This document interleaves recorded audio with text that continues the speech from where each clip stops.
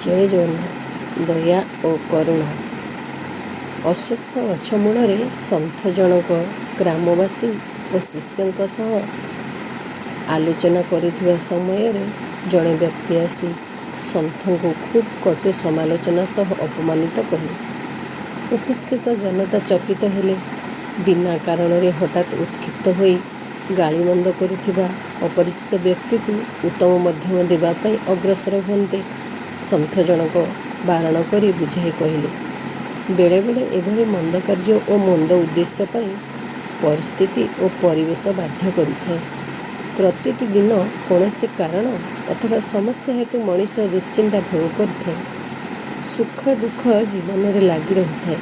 ଶାରୀରିକ କଷ୍ଟ ସହ ମାନସିକ କଷ୍ଟ ମଧ୍ୟ ଭୋଗ କରିବାକୁ ପଡ଼େ। ଏଭଳି ସମସ୍ୟାର ମୁକୁଳି ନ ପାରି ମଣିଷ ଚାପଗ୍ରସ୍ତ ହୋଇଯାଏ। ଏ ଚାପ ମଣିଷକୁ ଭ୍ରମିତ କରିଥାଏ। ଏହି ପରିସ୍ଥିତିରେ ମଣିଷ ମନରେ ଘୃଣା ଓ ଅସହିଷ୍ଣୁ ଭାବ ସୃଷ୍ଟି କରେ। ଆଚାର ବିଚାରରେ କର୍କଶ ନିଷ୍ଠୁରତା ଦେଖାଦିଏ। କିଛି ସମୟ ପୂର୍ବରୁ ଦୁର୍ବ୍ୟବହାର ପ୍ରଦର୍ଶନ କରିଥିବା ଅପରିଚିତ ବ୍ୟକ୍ତି ଜଣକ ନିଶ୍ଚୟ ଏଭଳି ପରିସ୍ଥିତିର ଭୁକ୍ତଭୋଗୀ।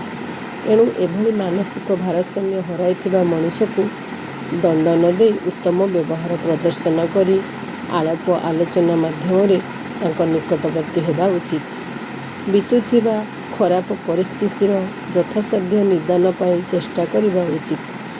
ମଣିଷଟିକୁ ଦୟାଭାବ ଦ୍ୱାରା ଏବଂ ମନ ମଧ୍ୟରେ କରୁଣା ଜାଗ୍ରତ କରି ମାନସିକ ତୃପ୍ତି ପ୍ରଦାନ ପାଇଁ କାର୍ଯ୍ୟ କଲେ ସୁଫଳ ମିଳିବ। ମନ ମଧ୍ୟରେ ଦୟା ଓ କରୁଣା ଭାବ ପୋଷଣ କରିବା ଉଚିତ।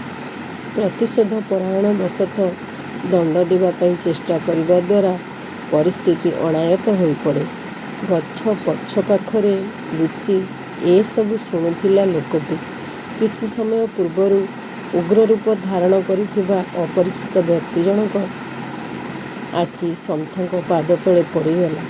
ସନ୍ଥ ଭୂଇଁରୁ ଉଠାଇ ଆଲିଙ୍ଗନ କରନ୍ତି ଭୋ ଭୋ କାନ୍ଦି ଉଠିଲା।